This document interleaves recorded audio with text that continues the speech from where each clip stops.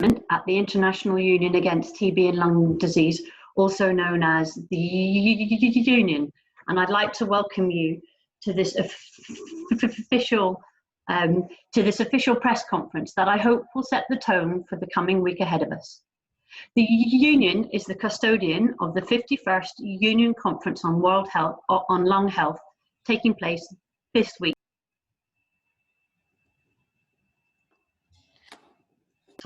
And like many other events this year, is hosting its first inaugural virtual event against the backdrop of the COVID-19 pandemic.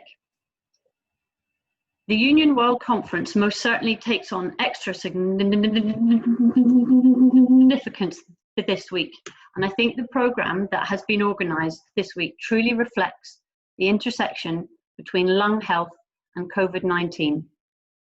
We have some of the world's most prominent global health leaders and scientists with us this week. President Bill Clinton, the WHO Director General, Dr. Tedros, NIAID Director, Dr. Anthony Fauci, Dr. Maria Kirchhoff, Dr. Michael T. Osterholm, just to mention a few. It is our hope that at the Union that the over 4,000 strong delegates come away from the conference this week energized both with hope and solutions to some of the most challenging questions facing us at present. Before introducing my esteemed guests sitting with me here today, I want to make a few points to set the scene for today and this week. First of all, science rules. I know that this is stating the obvious for all of us who attend these kind of conferences as part of our jobs, but the current uneven response to the COVID-19 pandemic has only reinforced the importance of evidence-based policymaking and the risk to human life of not doing so. Also, affected communities must be at the heart of any disease response. The Union is very proud to have provided the opportunity for over 400 lung health survivors to attend the conference this week free of charge. We have survivors speaking at the opening and closing ceremonies and on a multitude of the session panels, and they have organised and owned the Community Connect programme within the conference. The HIV response has long shown us the benefits of having a partnership approach between community, government and the research sector, and the TB response is moving in that direction quickly. In contrast, as we've seen with the COVID-19 pandemic, the most vulnerable and the most disproportionately affected by the novel coronavirus do not yet have a voice. There's an important lesson to be learned here. And lastly, I'd like to touch on prevention. While many people around the world are witnessing firsthand the hardship and disruption that an infectious disease can cause, for those of us dedicated to ending TB and lung disease globally, this is unfortunately in many ways familiar territory. The theme of this year's conference, Advancing Prevention, has never been more appropriate. It is clear that the failure to invest in the health of our citizens and to defeat preventable, treatable and curable diseases such as TB will leave us terribly exposed to the novel coronavirus and to future pandemics.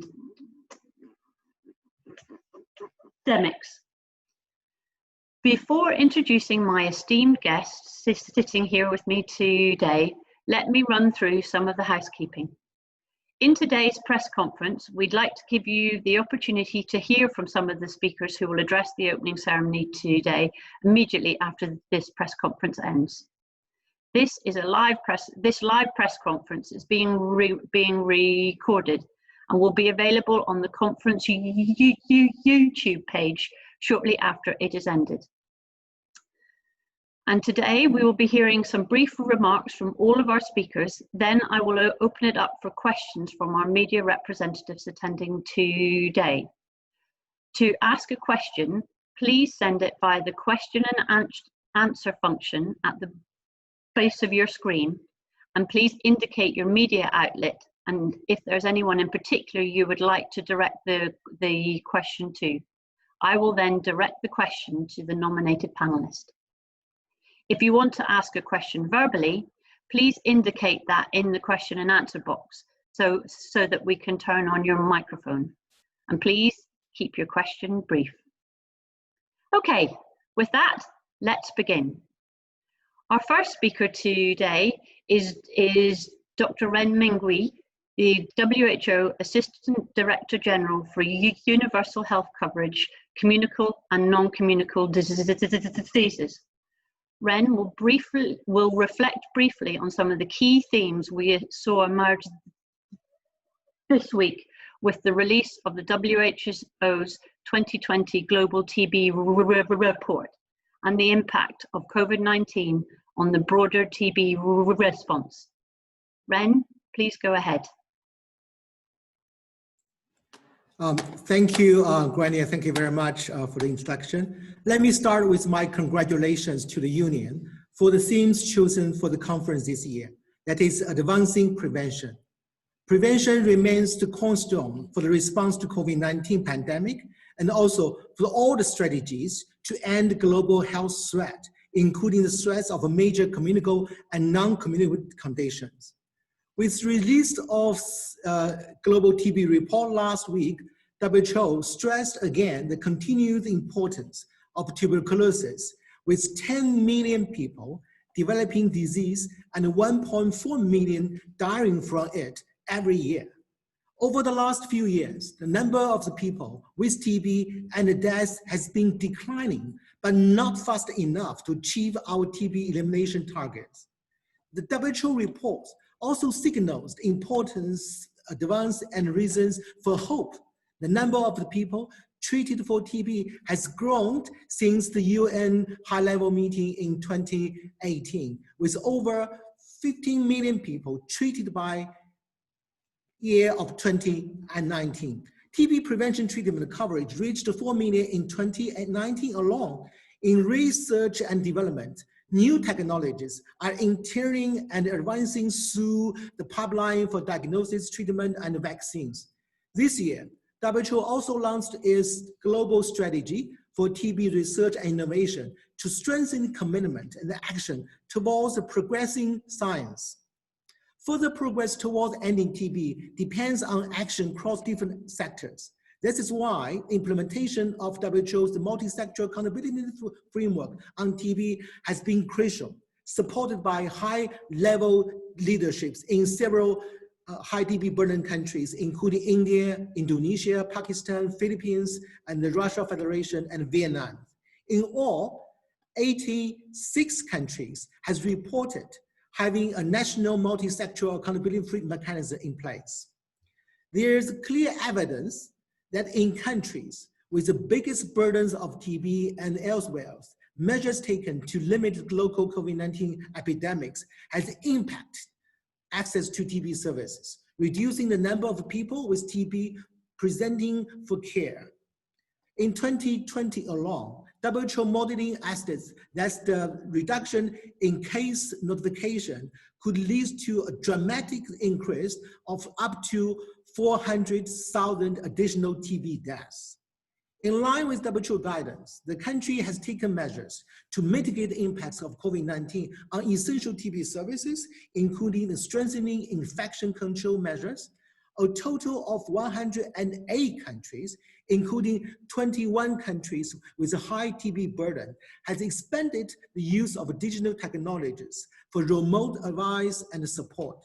To reduce the needs for visit to health facilities, many countries are encouraging home-based treatment or oral treatment for people with drug-resistant TB, provision of TB preventive treatment, and ensure the adequate supply of drug for people with TB.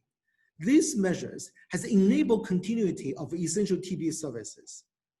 Multimodalities is common, and people with TB are also at a greater risk of HIV, diabetes, chronic obstructive lung disease, and depression.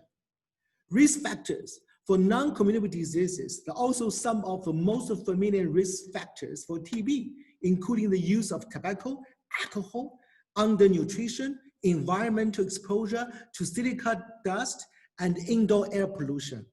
Furthermore, some non-communicable diseases such as diabetes significantly increase the risk of TB.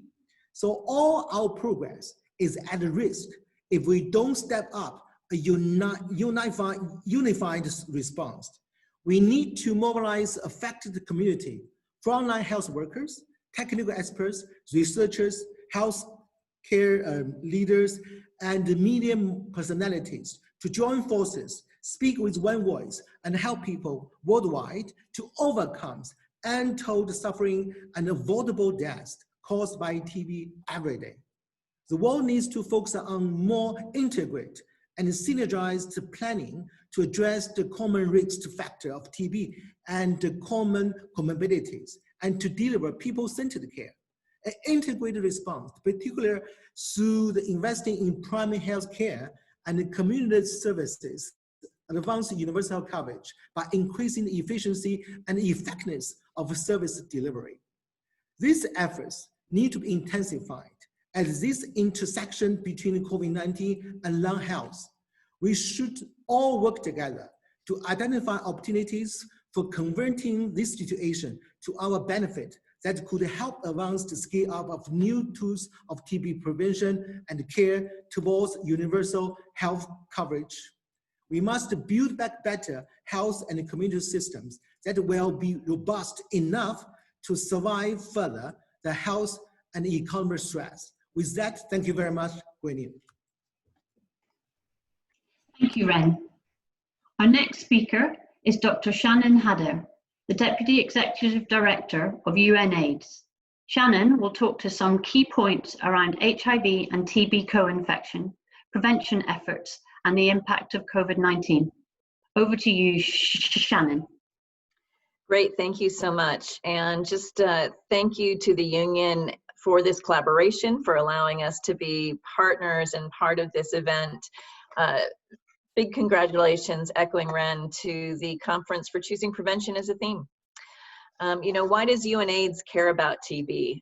Should be obvious, but just to state the obvious, TB remains the leading cause of death for people living with HIV. We had about 208,000 deaths among people living with HIV from TB in 2019. That's 30% of all AIDS deaths.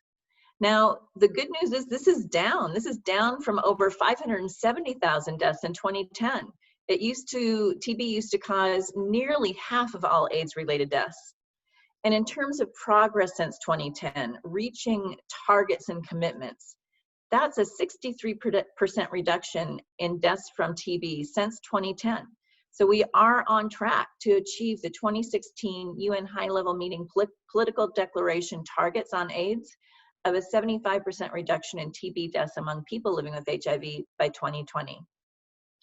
But even with that, we are not doing enough to find and properly treat active TB among people living with HIV, with half of HIV TB cases still being missed each year.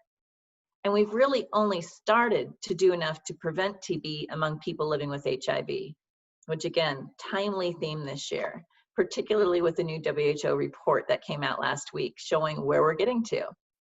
You know, TB preventive therapy, or TPT, for people living with HIV has been a WHO policy since 2004, but it took decades to overcome health worker and community doubts, to mobilize specific funding for TPT, to invest in research for shorter, more effective, more acceptable treatment regimens.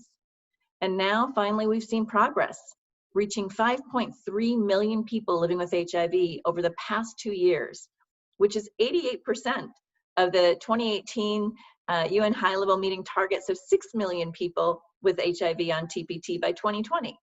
So now's not the time to slow down. We're starting to figure this out.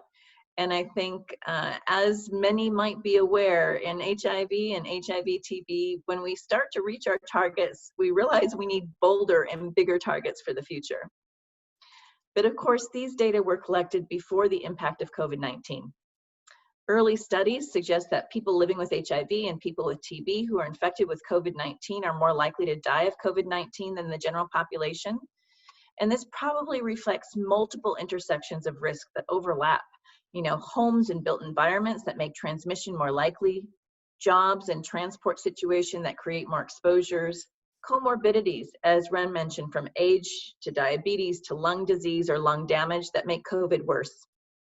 However, the disruptive impact of COVID goes far beyond this, with lockdowns, diverted resources, economic impact, increased public fear and stigma, human rights violations that are justified, that are theoretically justified by COVID control, but are unnecessary and actually don't help the public health response. So threats of service interruption for HIV and for TB during this time are very, very real. We've already seen them.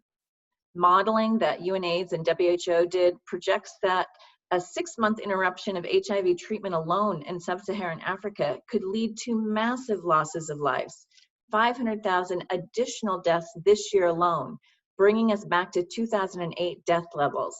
This could mean losing a decade of progress in just 1 year.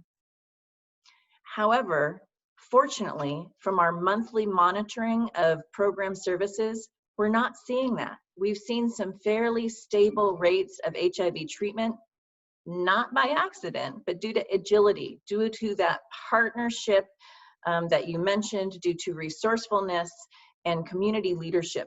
We've seen rapid changes in service delivery models that help people be reached and stay with their treatment even in these difficult times. And I think with COVID-19, the world is only now seeing the impact of the hurdles that we've only partially overcome in the past for HIV and TB.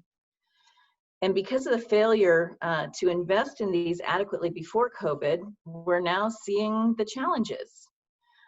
COVID has brought a sharp but long overdue focus on respiratory infection control, which will have benefits for reducing TB transmission and particularly in protecting healthcare workers, an area we've had WHO guidelines for and rapid scale-up tools like TB Basics for some time.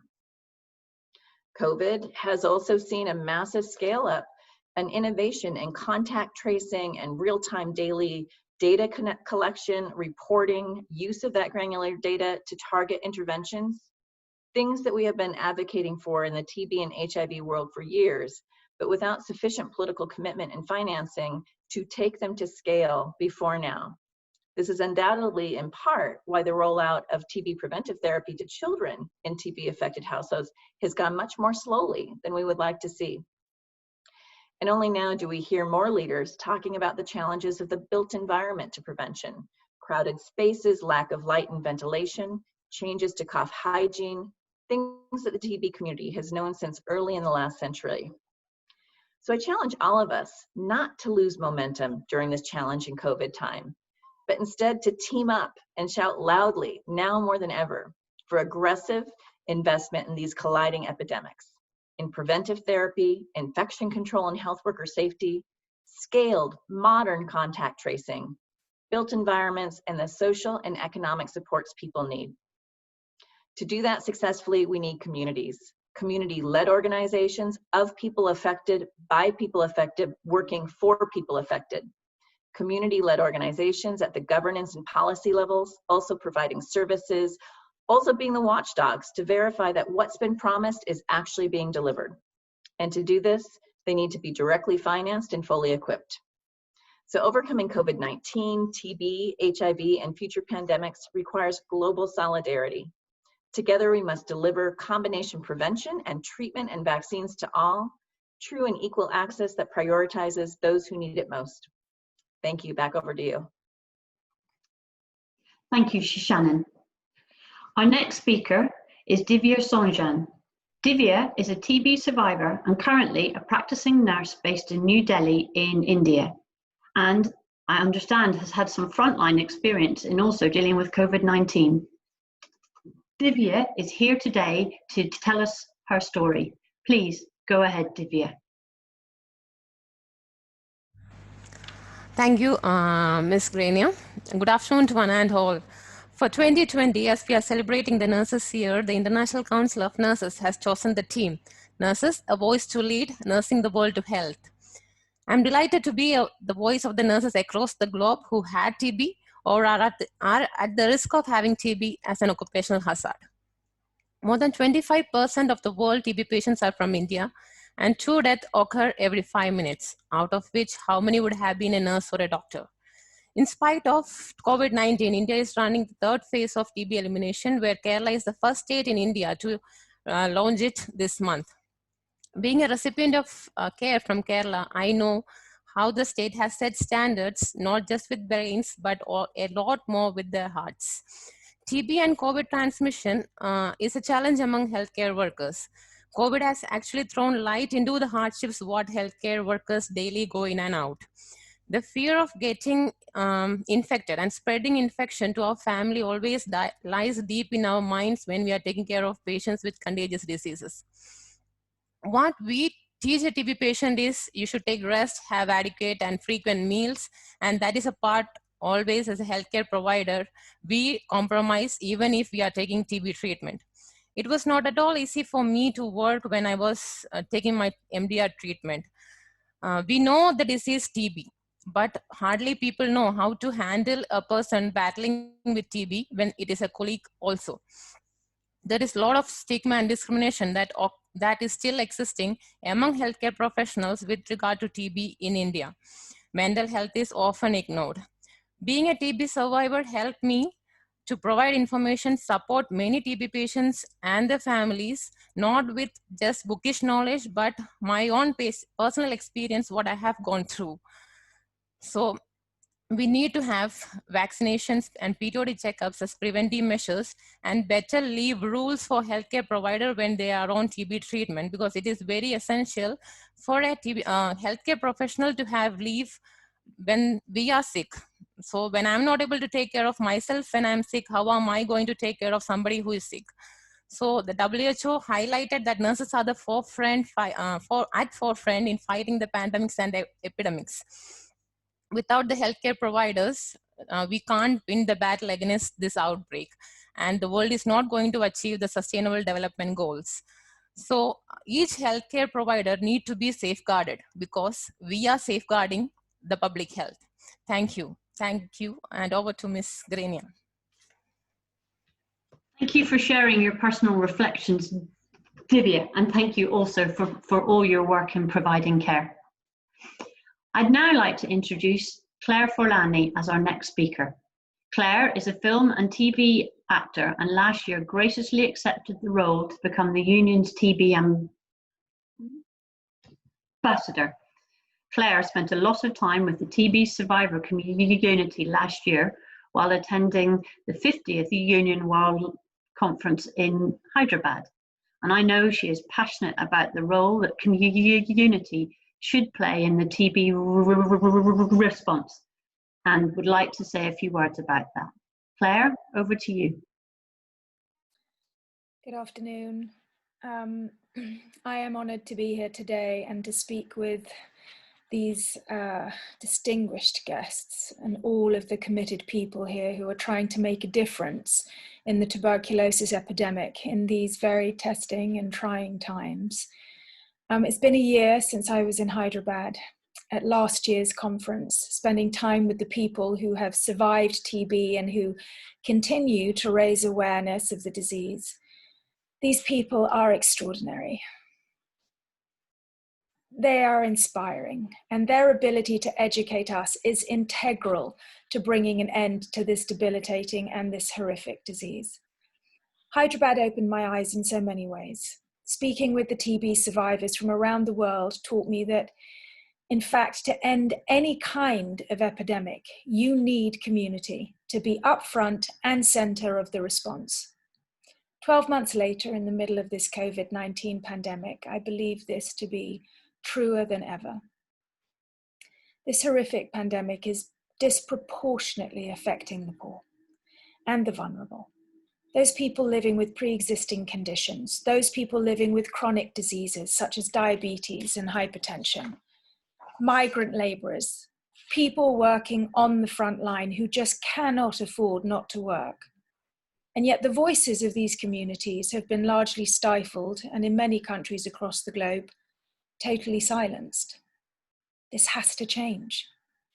Both the HIV and TB responses have shown we need community to partner with the scientific community, uphold the sanctity of evidence-based policy, and hold governments at all levels accountable when they are making decisions that affect the lives of their citizens.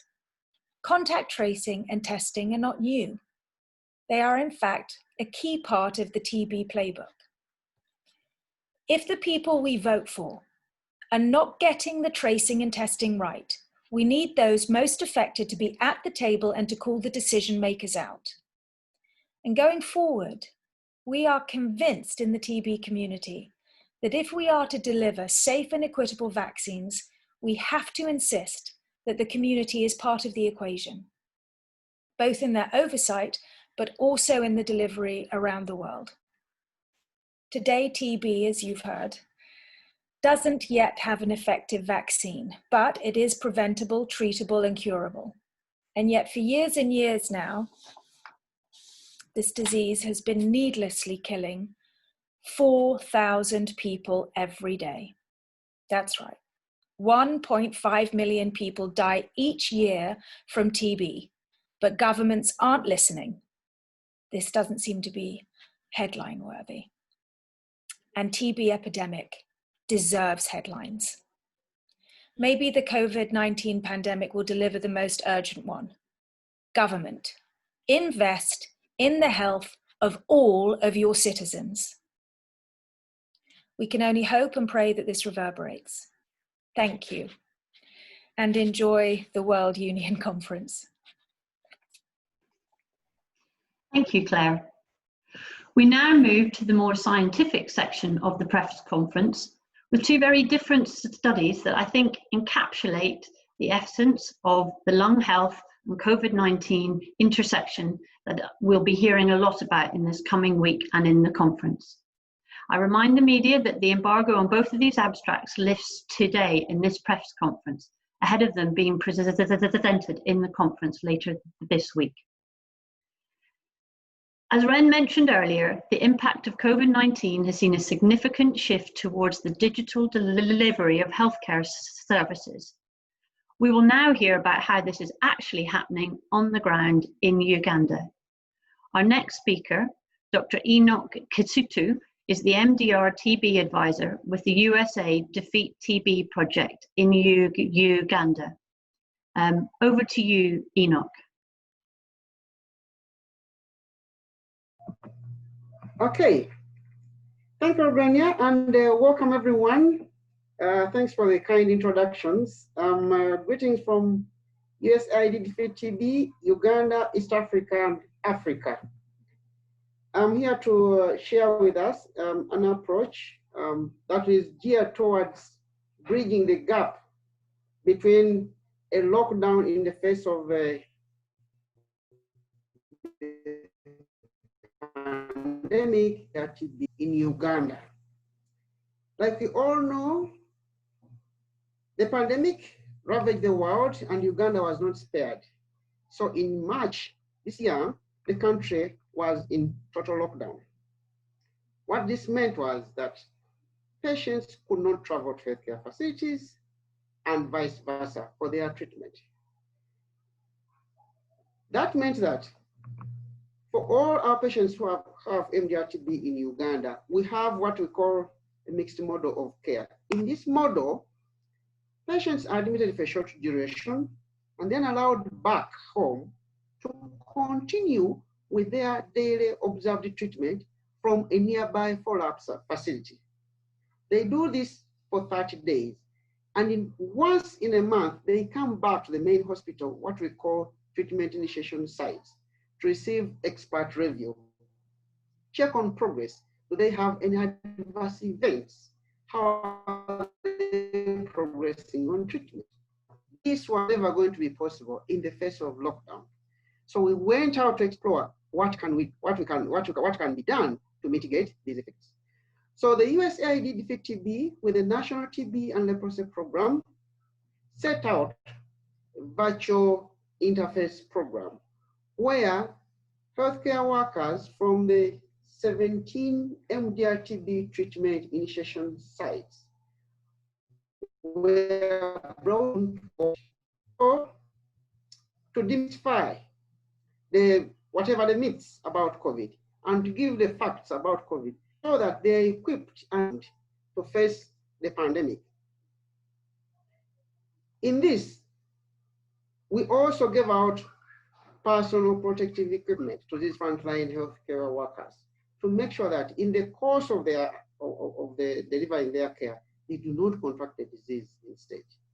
We also made sure that through the virtual platforms and providing logistics, making sure that the drugs are down there for the patients, at least let the drugs be there at the peripheral treatment facility, so that whichever the case, the drugs don't stock out at these facilities and patients don't have to miss treatment. We also brought in community actors, expanded on the community arm of MDR-TB care to make sure that those patients who couldn't travel to their respective follow-up sites have a community VHT, and this is a village health team member who can take care of them in the sense that they will take their drugs to the patient. This don't go to their follow-up site presentation. And the same way, those patients who wouldn't come to their initiation facility at the end of the month, we set out teams to go and have them reviewed from home. And this was very, very, very timely because this would achieve two things in this. First of all, would make sure that the people with MDR-TB would be sure that they're getting the care that they need. And two, would also do treatment response monitoring by way of taking off their sputum samples, their blood samples, as per their schedule. So what do we see? In this whole intervention, we realized that over 100 healthcare workers were reached through the virtual platforms. And in the period that we assessed, 204 patients who were due for their monthly reviews were actually reviewed. Interestingly, 2/3 of these were actually reviewed from their communities because they wouldn't travel to the treatment initiation site. And for us, that was very remarkable. So what are we highlighting in these interventions? The highlight in this intervention is virtual platforms can continue to be very helpful in the face of the pandemic. Two, community systems are very important to activate and support. And finally, the logistics come with them have to be provided from the center, be it airtime or weekly coordination with the peripheral sites. And therefore, we conclude that the virtual platforms, community systems, and logistics are very essential in the continuity of care for MDR-TB patients. We'll have more of these discussions on Thursday afternoon. Thank you so much. Thank you, Enock, for sharing that really interesting and important work. And as you say, if people want to find out more, they can join your session on Thursday. If there is one issue that has dominated the globe over the last few months, it has been the holy grail of finding a vaccine or vaccines with the aim of ending the COVID-19 pandemic. But even if we came up with a vaccine or a combination of vaccines, how many people would take it? That's the question our final speaker, Jeffrey Lazarus, and his colleagues have been asking thousands of people around the world. Jeffrey is the head of the Health Systems Research Group at the Barcelona Institute for Global Health, or ISGlobal, in Spain, and will today talk to the results of his study, a global survey of potential acceptance of a COVID-19 vaccine. Over to you, Jeff. Thank you very much for this opportunity to say a few words about our new study, a global survey of potential acceptance of a COVID-19 vaccine, which was published by Nature Medicine just half an hour ago. I'll present the study tomorrow in a special COVID-19 vaccine session at the conference, And this study expands the COVID score study published in PLOS One 2 weeks ago and reported around the world, addressing public perceptions of pandemic responses of their governments.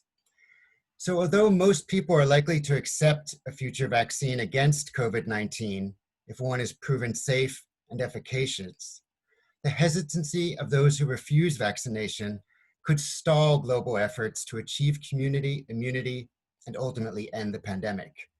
We surveyed 13,426 people in 19 countries to see if they would accept a future vaccine against COVID-19. 71.5% reported they would be likely to take a vaccine if it were proven to be safe and effective. Regional differences were noted, with acceptance rates ranging from almost 90% in China to 55% in Russia. Countries with high acceptance rates tended to be Asian nations with strong trust in central governments like China, South Korea, and Singapore, with middle-income countries such as Brazil, India, and South Africa trailing closely behind. This is the first public study to specifically evaluate the global acceptability of a vaccine against COVID-19, and we're concerned by regionally low levels of acceptance. The reasons for this vaccine hesitancy need to be understood and addressed, or else there is a risk of delaying global control of this pandemic. We argue that authorities must do more than simply pronouncing a vaccine to be safe and effective. Acceptance building strategies need to address community-specific concerns and historic issues for distrust, and need to be sensitive to religious and philosophical, cultural beliefs. Governments should issue clear and consistent advice, and credible, culturally informed health communication will be key to influencing COVID-19 vaccine uptake. Thank you very much, and I look forward to any questions. Thank you, Jeff. And I think all those issues you've raised are true of any vaccine. And if the day comes when we will have a new, more effective TB vaccine, I think there will be considerable work to do to educate the communities about its benefits and ensure its uptake. We have now heard from all of our speakers today, and we will be very happy to take your questions. As a reminder, to ask a question, please send it via the Q&A, the question and answer function at the bottom of your screen, and indicate your media outlet and who you would like to direct the question to. And try and keep your questions brief. Now, we do not have much time, but I will go to the questions we have received during the panelists today. So I have a question for Dr. Ren from Rita Wididiande from the Jakarta Post in Indonesia. Indonesia is still struggling with TB when the COVID-19 pandemic hit. The WHO's Global TB Report 2020 offers a grim picture of in Indonesia. How do you see it, and what do you think the country should do? Dr. Ren? Thank you. Yes. Can you hear me? I just mute myself. Yes, we can hear you. Yeah. Okay. Thank you, Grania. I think thank you very much for the question. Actually, you know, Indonesia is one of the high TB burden country globally. Even though there's much progress has been made, but clearly there's a gap to accelerate the progress towards ending TB, which is a target agreed by all the member states. I think if I would like to, if I can propose some sort of recommendation, it would be great to see, you know, the further actively high-level leadership in the country and on TB, and also to see the multi-sectors action to end TB can be absolutely delivered in the country as well. And second probably issue is to increase the funding for the essential TB services and including the funding for the health workers, because We know Indonesia also enjoying funding from some multilateral donors on TB programs, but I think it's more important is to see how the domestic funding can be absolutely increased as well to make sure their future smooth transition in terms of more domestic funding on TB can be structured well. And the third issue is community-based services to reach, the vulnerable population. And, we have many TB patients who have no idea whether their TB infection status. We call them missing cases. And in order to find these more sort of missing cases, we need to have a more outreach efforts by the community health workers, by the primary health care services delivery system, and by all the civil society's support as well. I think that's probably very important to the Indonesia. Of course, I can give a lot of the recommendation, but clearly I think these three elements will be very critical to the Indonesia. Thank you. I have two questions that I'm going to combine. One of them is from Jenny Ravello from DevEx and Rita's second question. And it's around, is TB vaccine development progressing, or has it taken a backseat amid the COVID-19 pandemic, and which TB vaccines and clinical trials are most promising today? And linked to sort of what innovations and breakthrough will the conference show the world during the pandemic era? So I think for the TB vaccines, I'll maybe make a start, and then if any of my panelists do want to add to it. The TB vaccines at last year's Union conference, we did have the exciting results from the M72 vaccine that was presented at TB Science. And there is that vaccine candidate is continuing to progress. However, if you were to compare the speed of how that vaccine has progressed compared to how this time last year there was no COVID-19 and definitely no COVID-19 vaccine, and yet now we have a number of COVID vaccines in late stage clinical trials, and there will be some plenaries later this week and special sessions tomorrow, particularly on the COVID-19 vaccines. I think it shows that although it is progressing, it has not received the same level of investment and urgency that we are seeing for the COVID-19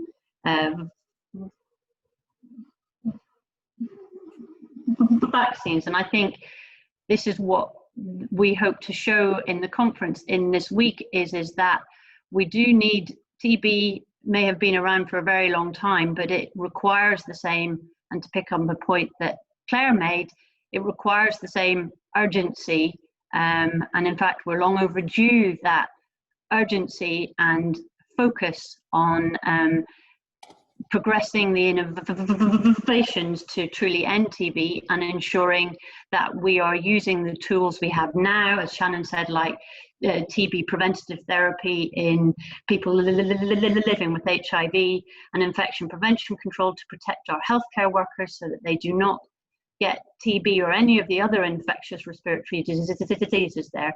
These have all got to be a priority, and I hope that this conference this week and the amazing panelists and scientists and communities that we have attending will really make that point very clear and very loud to governments today. But I will open it up to any of my other panelists if they would like to add any comments onto that question. Over.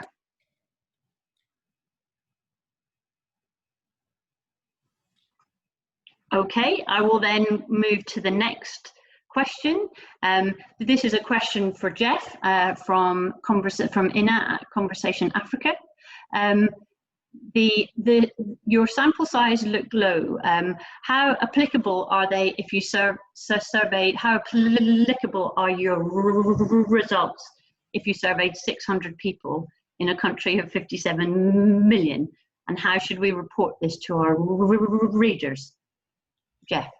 Yeah, thank you for the good question. Well, we worked with a statistician to determine sample sizes, but realized the challenge of achieving a representative sample of the general population in very large countries like China, Nigeria, or India. Even so, the responses, which ranged from 55% to 88%, raised concern and didn't surprise us, in part given the association between the responses and trust in government. So I think you can report that a random sample of the general population participated in the survey.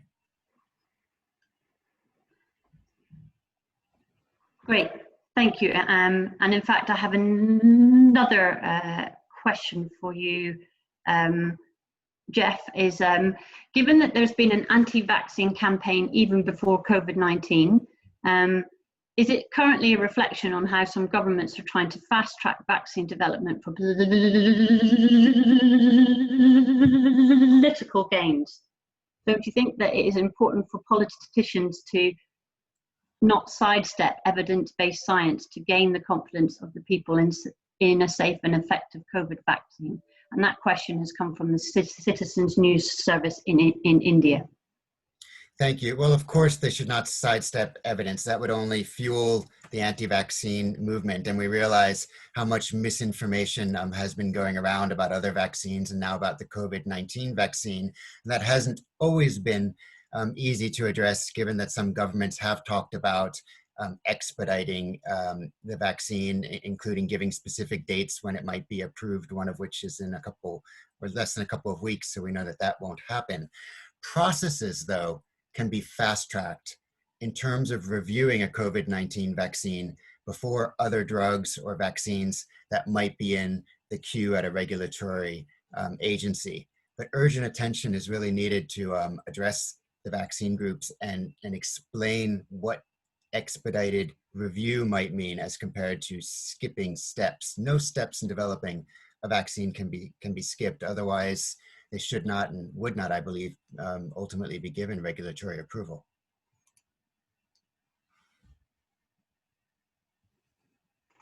Great, and you're very popular today, Jeff. I have one more question from Ina from Conversation Africa. She just had a follow-up question, and this will be our last. Would you say your sample was representative of the socio-economic makeup of the countries?